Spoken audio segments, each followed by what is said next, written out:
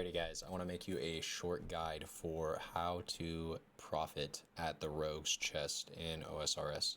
So as you see here, I have some loot collected from my last run. I just hit 86 thieving, we dinged it in about an hour. It was a little bit less actually than that. You can see from my XP tracker, this is very efficient. You usually get somewhere between like 260 to 280,000 XP an hour for thieving. Let's go over the requirements. So obviously you need 84 thieving to be able to pilfer the Wilderness Rogue's chest. And we'll show you exactly where that is in a moment, but the general idea is that it's up here and we're going to take an obelisk to get there, which means that the other not so obvious requirement, but it is probably pretty obvious if you play any amount of RuneScape whatsoever, is you're going to want to have the Wilderness Hard Diary complete. The reason for this is twofold. One, as we just mentioned, we're going to be taking the obelisks to transport between the Ferox Enclave and the Rogue's Castle. And to do that, we're going to be, like I said, we're going to be using the obelisks. And without the Hard Diary complete, you are not able to select your destination. It's always selected at random whenever you use an obelisk. So that's an insane annoyance factor that like makes this go from premium or just about premium thieving EXP if you have the Hard Diary complete. But if you don't have the Hard Diary complete, you're going to be finagling with this so much. You're going to probably have to do trips back and forth to the mage arena. It's not going to feel fun, and it's going to be very, very annoying. Secondly, this is not as obvious, but it's like right up there with the other reason why you want the Wilderness Hard Diary done is, and it says this when you look at your rewards, but it gives you 25% more loot from the chests that we're going to be looting. So you're just going to be getting more money straight up. 25% is not a small amount. You definitely want the Wilderness Hard Diary complete. I would say it's mandatory.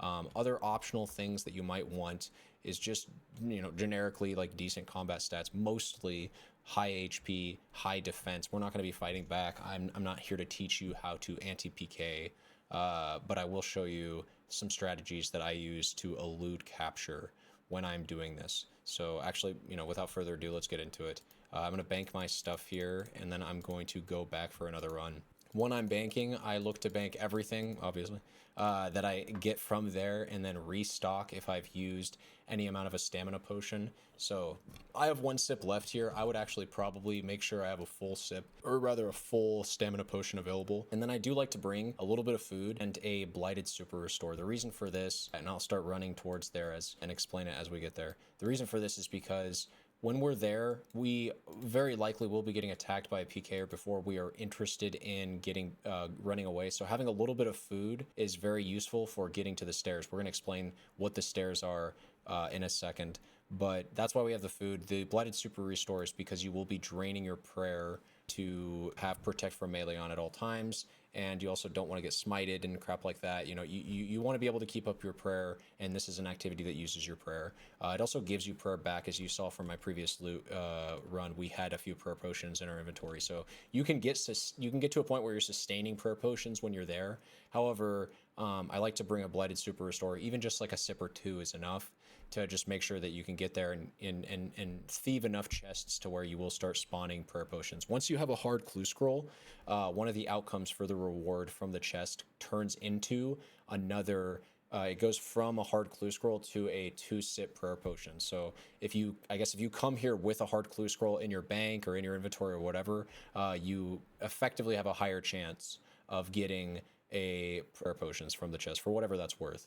But yeah, so that's the food and the prayer potions explained. I want to also explain the gear real quick. I don't like to go hard. Okay, like I said, I'm not here to show you how to anti-PK. I also don't have enough money for a Din's Bulwark, as you see for my Grand Exchange. I like have just enough if I liquidated at literally everything, which I can't do, obviously. So I'm not going there with the intent of becoming this immovable object, Din's Bulwark, Black D hide, risk a crap ton of money. I am interested in playing the stairs game. So what I'm doing with my gear kind of revolves around that. Okay, I'm bringing good anti-range gear. Okay, Proselyte is like, I think it's like Adamant or maybe Rune. It's somewhere in there. It's like decent defense. As you see, we have plus 31 for our defense bonus against range, right? It's decent against range, decent against melee. That's also useful because when we're there in the Rogue's castle when we're thieving the chests, there's going to be a bunch of rogues there that are going to be beating on us, and that's not going to be a problem for the majority of our time there because we're going to protect from melee. But when we have to swap our prayer to like anti-mage, protect from mage, or protect from range when a PKer shows up, it's going to be very useful to have this very high defensive bonus chest and leg piece to defend against the rogues when they start beating on our ass and we don't have our protect from melee up, right? It's going to significantly reduce the damage that you take for those brief moments that you're stunned, or not stunned, but frozen by another player who's potentially rocking an ancient staff and using desert magic or ancient magic to freeze you. And I do rate Proselyte pretty highly. So I do bring Proselyte. Obviously I equip it. It's going to increase your weight. It is another reason why I like to bring a stamina potion. With that said, I think it's more useful now to just, I'm trying to explain literally everything, every little thing, every little decision that we make. And so now I'm going to get into the obelisk usage. What you're going to want to do at your obelisks here is you're going to actually want to with RuneLite and the menu entry swapper plugin that I believe it either comes with or perhaps you have to install it. But this is like, everybody knows about this. The menu entry swapper is like, I think it has actually a default RuneLite plugin. But either way, with this enabled as a RuneLite plugin, you will want to hold shift and hover over the obelisk pillars with shift held, and then swap the left click options on the obelisk. And I like to also swap the shift left click option to teleport to destination and set destination respectively for your non-shift and then your shift click. So that way, first of all, we never trigger a random activation of the obelisk. The default behavior of this is activate, right? We never want that. I don't ever want to just randomly, if you didn't know, the activate obelisk feature is the feature that players without the hard diary have access to, that they only have access to this. And this just sends you to a random location, sends anybody on the obelisk to a random location. We don't want this. I don't ever want to use this. So I have my left click set to teleport and my shift left click set to change the teleport location just for a little bit quicker access to my situation here, what we're trying to do. So hold shift, click it, set, you can just hold 6 down. So like run up, hold shift, click it, and then if you hold 6, you're gonna auto do it, and then you just click this again, then you get inside the circle. Real easy and real quick setup for your obelisk. And I find that having a good access, not access. Wait, hold on. Notice right here how I walk right past the obelisk and I don't interact with it immediately after I spawn in the rogue's castle. Don't do this. This is bad. This is how you should do it instead. So before you leave the obelisk area, you should hold shift, click this if you followed my advice. That should let you set the destination. Hit 1, and so now your obelisk is ready for you to just run up here and just click teleport to destination and hop on again to get a free TP back to Ferrix Enclave without any finagling. Do this every single time you touch down on this obelisk, just in case. You never know when you might be running away from a PKer because for whatever reason the stair roulette didn't work out, and you're going to want really easy access to a safe location. This is about as safe as it gets. The Ferrix Enclave is super close to a safe area. If you make some juke on the obelisk, you're probably safe anyways. But the main thing is you're going to want this to be at a destination that is not the exact same location that you just arrived in. So make sure you reset or change the destination that your obelisk sends you to every time. And don't just lazily walk past this like I did in that footage. You're going to see later I actually died because of that. Having the ability to use your obelisk quickly and efficiently is, in my opinion, I've found, oh my god, the Chaos Element. This is an odd spot for the Chaos Elemental to be. Having access to efficient methods of doing things like obelisk and doing things like using doors and crap like that, I find to be very useful for this particular event. For what we're doing here in Rogue's Castle, this is all, in my opinion, Rogue's Castle is all about the nitty-gritty. It's all about like little dicey manipulation things that you can do to significantly increase your chances to survive. So that little stuff that we're doing with the obelisk, that's one example of that. Another example of that, here's a big one that I never see anybody talk about in their guides, is we're gonna have some downtime here after I unlock this chest. You see this is 20 seconds here remaining, and then once we unlock this is 34 seconds. So I'm gonna come over here, I'm actually gonna open this door and then run back over here. We're gonna like maybe maybe lose, we're not even going to lose a second. We're not even going to lose any efficiency on the XP per hour of our rogue's chest of what we're doing here. And I'm going to have this door open for me for in case a PK or TP's in, or should I say swaps channels right on top of me. I find that having this door open automatically, or not automatically, but having this door preemptively open in the event that a PKer changes channels on top of you is very beneficial to your outcome of your survival rating, we'll say. So we're just sitting here, we're doing the old rogue's chest thing. I also did use menu entry swapper. This is going to be something that you'll want to do the first time you come here, is use the menu entry swapper plugin to, most people know this, but swap the left click option to default to search for traps. You never want to just try opening this thing by default. You'd always want to search for traps. When you search for traps, it automatically opens, and search for traps is it's guaranteed, and it if you don't search for traps, it causes your character to like take like 25 damage and not actually get the reward. So do that for sure, so that way this becomes even easier of an activity to do. And really, this is all you're doing. I think it's like every 5 minutes or so, doors will automatically shut. So we will need to shut this, we will need to reopen this door every once in a while, but as I've already shown you, it doesn't really hurt your efficiency at all. It's just something you need to be mindful of. And again, it can be the difference for sure between you living or dying. So the last thing I want to do here, besides racking up a bit of a bank, I'll try to show you the menu, or sorry, I'll try to show you the inventory. The last thing I want to talk about are basically the circumstances that you're going to find yourself in doing this activity. So one is, this is kind of a rare one, but we have some dude in the castle doing a slayer task, and I think this is for rogues. I forgot this chest. You don't usually have these situations where somebody's doing an activity here that isn't the chests or PKing people on the chests, but that's what this guy's doing. He's doing a slayer task, and I actually find that I don't mind just letting him do his own thing while I'm doing my own thing. He could be scouting as well, right? He could be messaging a buddy, hey, by the way, there's a guy out here doing rogue's chest, you should come kill him. He could be doing that, it's possible. And for that reason, if you really want to, you could change channels, because if this guy has gear for PKing and he's asking a buddy to come with him, then he has two people with, then that's two people. I've found, by the way, that this activity is a very difficult one for a solo PKer to kill you with because of the stairs. And I really hope that at least one person comes over here and tries to kill me. Maybe he's going to do it now. No, he's not. So that I can show you the stair game. The stairs, they call it stair roulette, but the stair game that we're going to do when somebody comes to PK me is it's pretty freaking trippy. It's really hard for a PKer to kill you if you're able to get on top of these things. Even two people have a hard time killing you because you're able to teleport around so much with the stairs.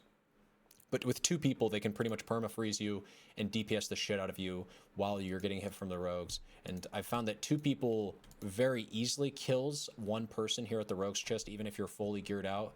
But one person has like an impossible task ahead of them. So we'll see what this guy's doing. Maybe this guy, like I said earlier, maybe he's just doing his own thing. He's doing his slayer task. And if that is the case, then I kind of count him as like a bodyguard. He's PK protection, because if a PKer comes here, I've seen it before. I've had it happen to me before when I've been in his shoes doing a slayer task on rogues, and then PKers come out here to kill people like me. Oh, here they are. Okay, so we're gonna pray rain, pray magic, so we hopefully dodge the freeze, and we did. And then we're gonna let our guy go up the staircase first, then we're gonna go up the staircase again. Third time, I should have this open, and there you go. So that is exactly what you do to escape a PKer every single time they don't land the freeze. If that guy landed the freeze, I'm pretty darn sure I'd live there, because, as I said, I have those 5 manas out. We brought the 5 mantas out, so I basically have 100 HP that I can be consuming. And he's, as a solo person, he's never going to DPS 80 HP down in like one go, right? Unless he's like Oda block or some crazy shit like that. On a maxed out account, right? That guy's not going to insta DPS me down, and so all I need to do is survive one freeze duration, which is 3 attacks. In case you didn't know, if somebody uses the highest level freeze spell, which is Ice Barrage, they can generally fit in like 3 attacks of maybe 4 bow attacks if they're using a quick enough ranged weapon, or 3 melee attacks before the freeze ends. So they hit you with the freeze. Just be counting mentally in your head while you're eating food and trying to stay alive as they're pelting you with attacks. Count 1, 2, 3, and then start spam clicking while you're eating food, and you'll make it to those stairs, generally speaking, if it's one person. Make sure, again, you make sure you pray ranged and, or sorry, not pray ranged, pray magic, and the gear that we bring out will help you to stay alive against the rogues and their barrage of ranged attacks. If it's 2 PKers, as I keep saying, it's significantly more difficult to survive, which is, I guess, one reason to be careful of people that are like scouts or whatever. But yeah, that's kind of more or less how you survive against one person. I want to keep going because I feel like just surviving one is not, it's not sufficient, you know. It's like that guy came up, he didn't even get to freeze me, you know, like nothing, everything kind of happened according to plan. So let's see if we can't create the circumstances for a bit of a more close, if you will, like a closer call. Okay, so this guy's TV, okay. And then he just instantly changes channels. When I see dudes with monk robes, I'm generally low stress. When I see dudes wearing D-hide and they have skulls over their head, my stress levels go up. But I think that's kind of like a given, you know. I don't think anybody's surprised by that. As you can see from the loot here, it's mostly consistent drops. I can think of, I think, 2 drops off the top of my head that are above, and actually we just got one of them. So you can find 2 noted dragon stones, which I believe is worth like 20 or 30k. If I can get the price here, 1 second, you got to be not in action. Yeah, 20k. So, and I think that's like the most expensive drop that you can get is 2 noted dragon stones. So everything you find here is generally like very consistent. There's no big, huge money makers. I skipped this chest. This is hurting my efficiency. There's no big like, you know, like when you're pickpocketing elves, or especially when you're pickpocketing Vyres, you're really hoping to get that enhanced crystal teleport seed, or in the case of Vyres, especially the blood shards, right?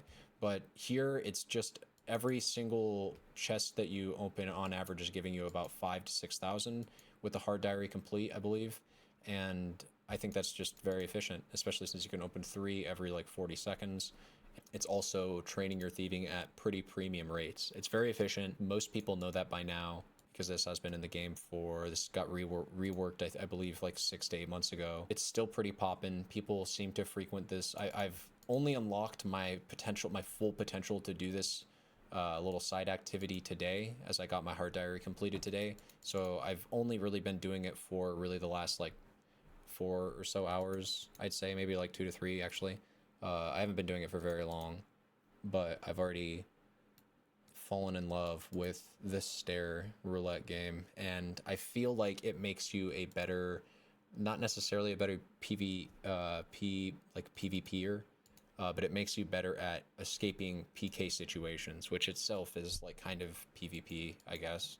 And I'm sure if I wanted to fight back, I would be learning a lot more about PvP. I will say just like the few things that I'm doing to optimize for survival, like keeping the store open.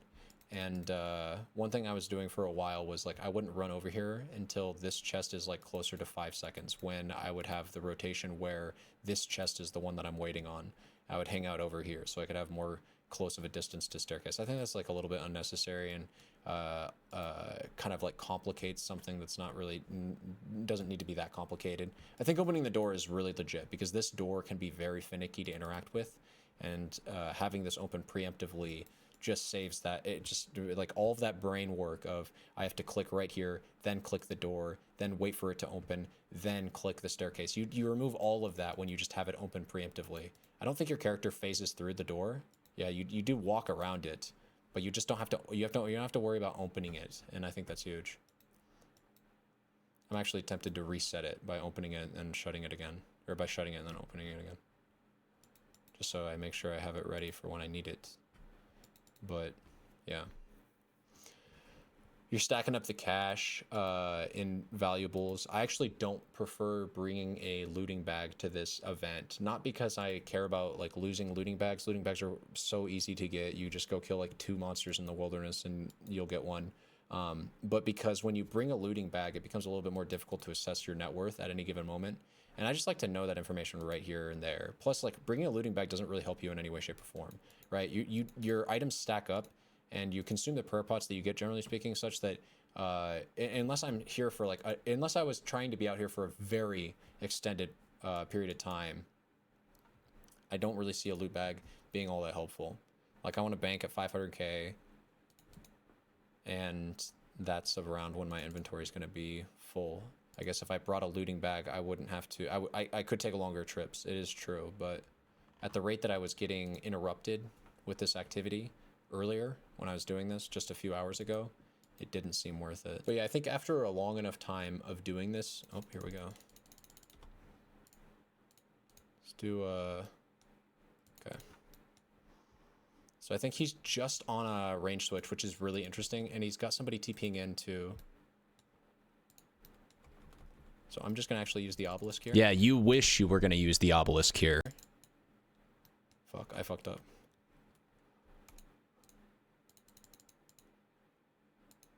I'm fucking up. Holy shit. And I'm gonna get frozen. Oh, I'm dead. There you go. I crumbled here, man. Should have been holding shift. I think they fucked up the freeze, though. Beginning to thaw, it says. Oh, God. Yeah, GG.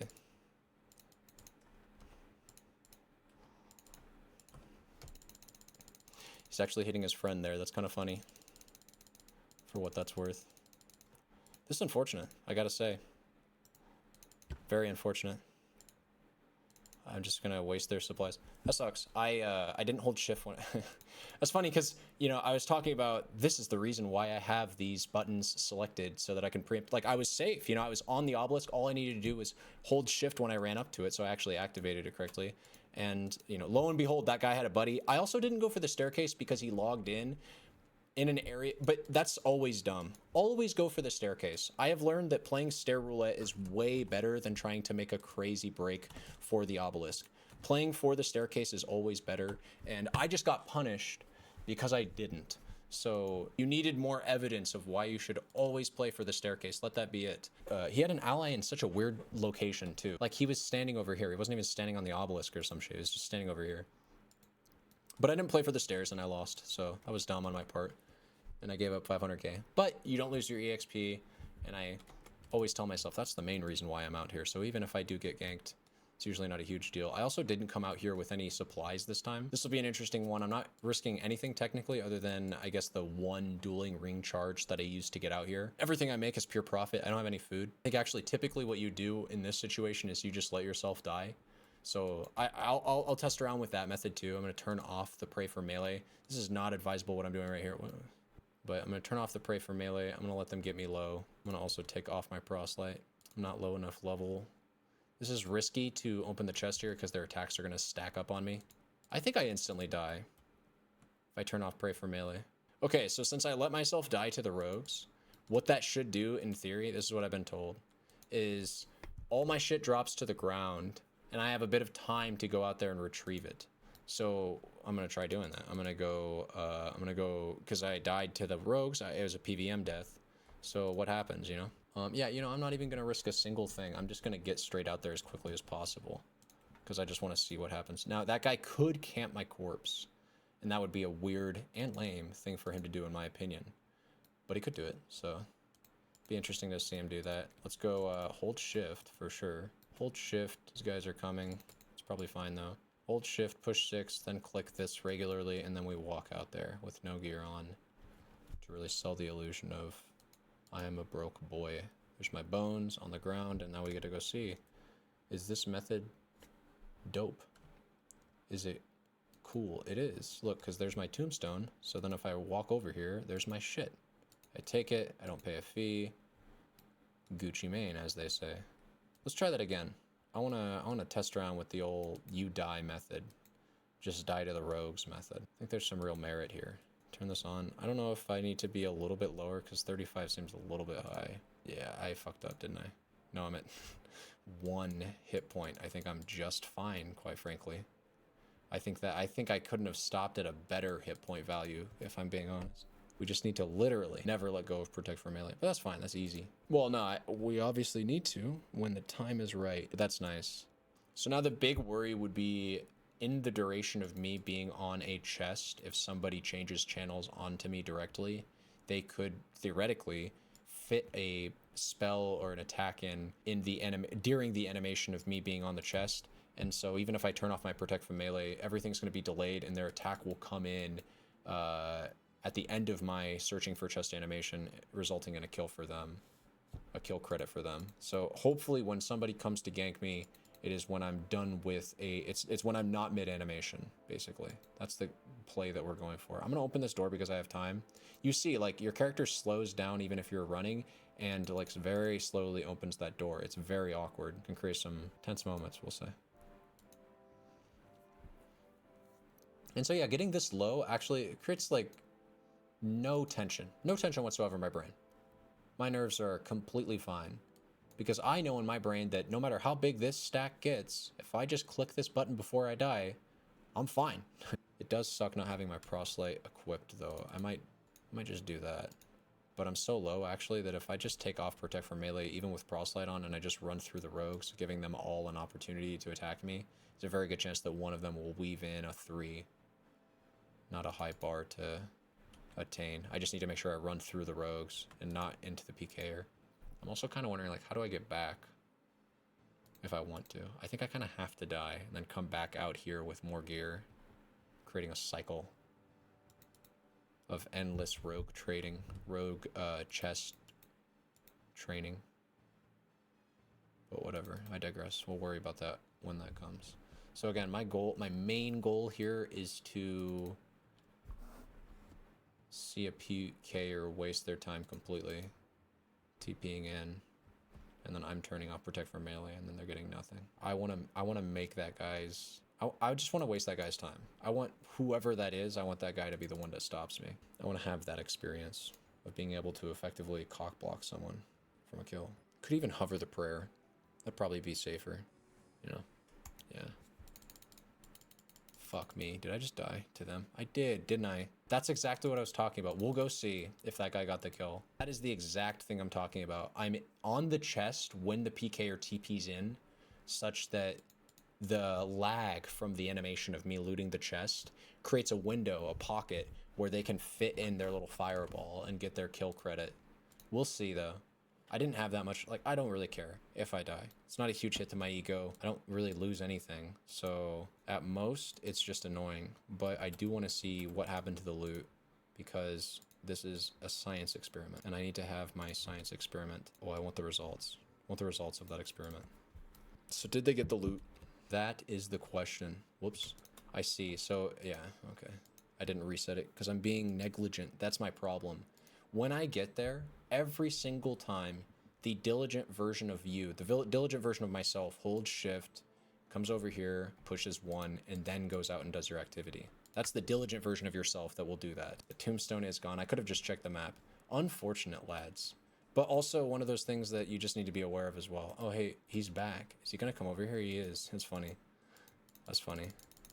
Am I just gonna get fucked? Yeah, holy shit. He hit his fireball. This is very funny. So this is some stair roulette, but I'm very favored here.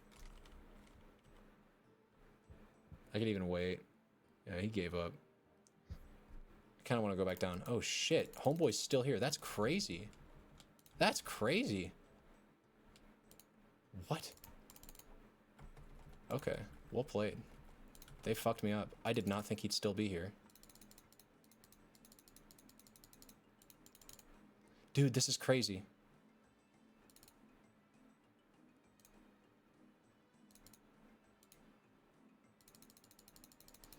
Okay. Just psyching myself out. Being excessively greedy for absolutely no reason, and his friend showed up. That was what made it perfect. His friend showed up, they're just wasting their time. I didn't have anything to lose there anyways. That is a very scuffed version of how to get out. Let's keep going though, because I just got out there, and I still, like, even if my HP is low, if anything, you could say they're just helping me out, because they're getting me low, you know? They're setting me up for the suicide case. And prayer is like a semi-combat stat. I think for every, what, 2 levels you gain, or no, for every 8 levels you gain a combat level instead of 4, like other combat skills. So I have to wonder if this guy's just got like all prayer, right? You start out at level 3, and he has 43 prayer at least. So if we just like do the math there while I drink this bad boy. It's 5 combat levels of prayer just by itself. Oh shit. I'm fucking fucked. That sucks, dude. That fucking blows, man. You got lucky, bro. You got lucky. Can't kill the other guy because the other guy's too low combat level. Only Pures, I think, can do anything. I was just too slow, and I also ran the... I did the wrong thing first. But that guy TP'd in on the right location. Anyways, there you go. That's half a mil down the drain. I'm upset about that, but also that's life. That's what you get.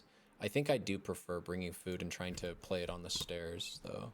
Because that guy hit me with a freeze. Imagine if I have 10 blighted mantas. Aren't I just alive there for a little while? I'd have a fighting chance, at least. I'm going to try one more time, this time with my preferred strat of bringing a little bit of prayer. Or not bringing a little bit of prayer, bringing a little bit of food.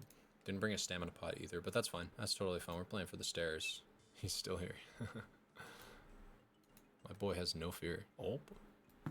No, you don't. No, you don't. Oops. I'm being slow. I'm being slow, but it's fine. World swap over to 363. Level 85, meaning he could also get hit by a dude like the one that was trying to PK me. We always have to worry about, like, what if this guy is scouting for his friend right now? Look at this. Hey, what's up, buddy? What's up, buddy?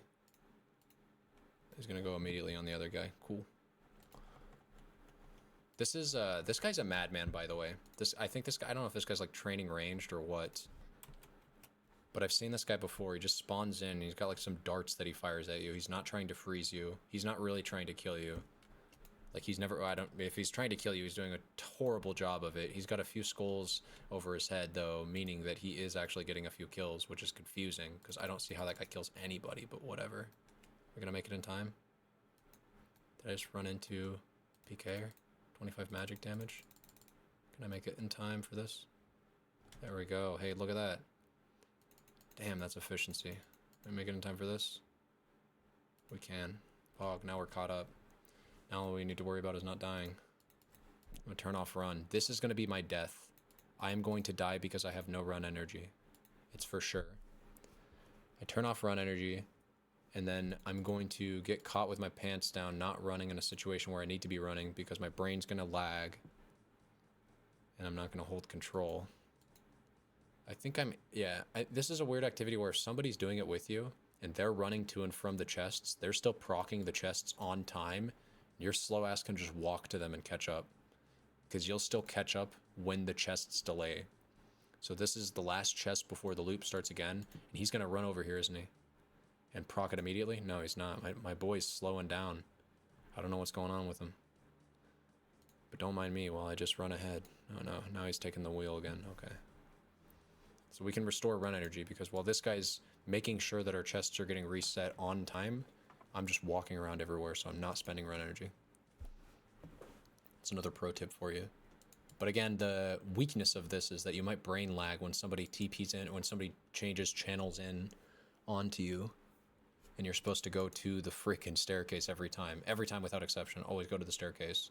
Well, if you don't go to the staircase quickly enough because you're slow, because you're walking, because you forgot to hold control, or come up, God forbid, come up here and manually click it.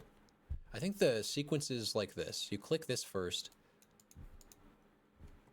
then you go here and click this, because you don't want to get frozen, and then you're already loading up food, because the door should be good, so you should be then back in your menu, clicking on like manta rays and shit, or trying to get your prayer back or something. I think that's the correct sequencing of events for when shit goes south.